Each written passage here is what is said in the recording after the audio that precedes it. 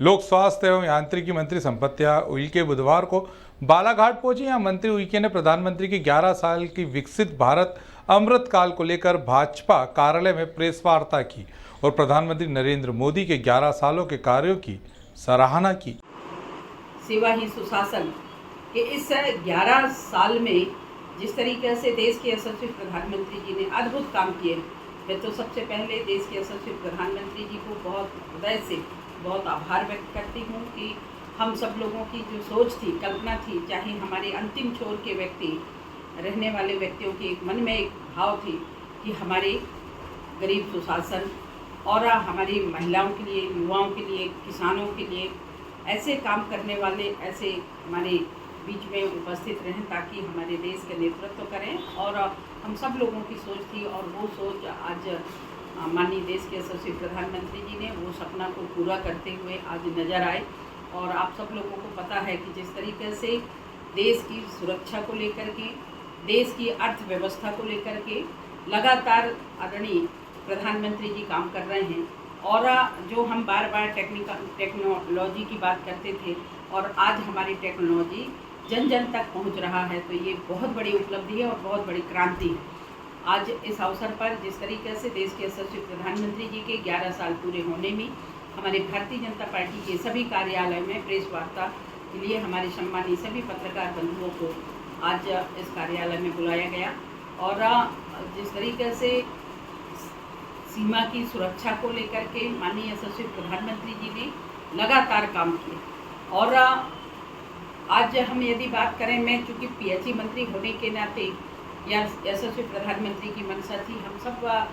ग्रामीण जनों की, शहरी की रहने वाले भाई बहनों की, जनप्रतिनिधियों की सबकी मंशा ये थी कि हम हमारे अंतिम छोर में रहने वाले भैया बहनों को हम वहाँ तक पानी पहुँचाएँ,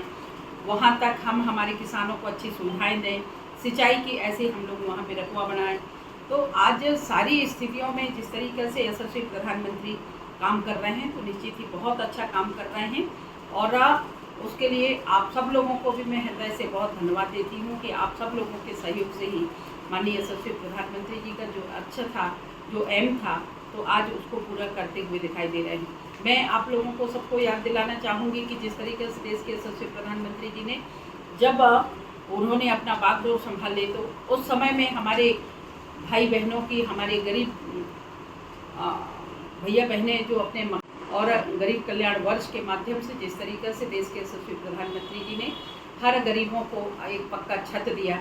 हर हमारे किसान बंधुओं को पानी, खेत तक पानी पहुंचाने के लिए इतनी अच्छी सुविधाएं दी, हर गांव में जाने के लिए अच्छी सड़क दिए, तो निश्चित ही आज हर घर में बिजली दिए। तो ये सारी उपलब्धियाँ बहुत बड़ी उपलब्धियाँ हैं। चाहे वो शौचालय की हम बात करें तो 12 करोड़ से ज़्यादा देश के अंदर शौचालय बने।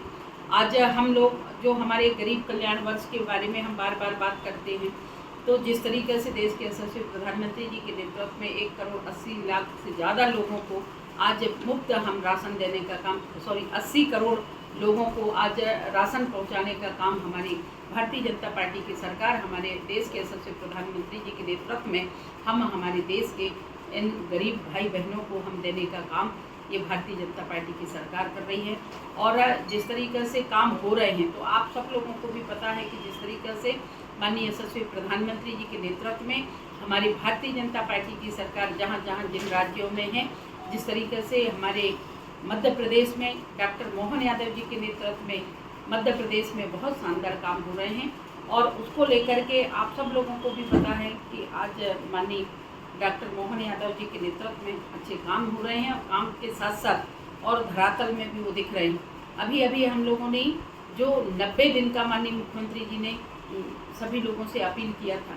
कि जल गंगा संवर्धन को लेकर के भी, तो आज वो 90 दिन में अभी 30 तारीख को पूरे होने जा रहे हैं और लगातार उसमें भी हमारे सभी जनप्रतिनिधिगण, हमारे मीडिया के बंधु, हमारे किसान भाई बहनें, सभी हमारे अन्नदाता, सभी लोग उसमें पार्टिसिपेट किए और वो अभियान भी बहुत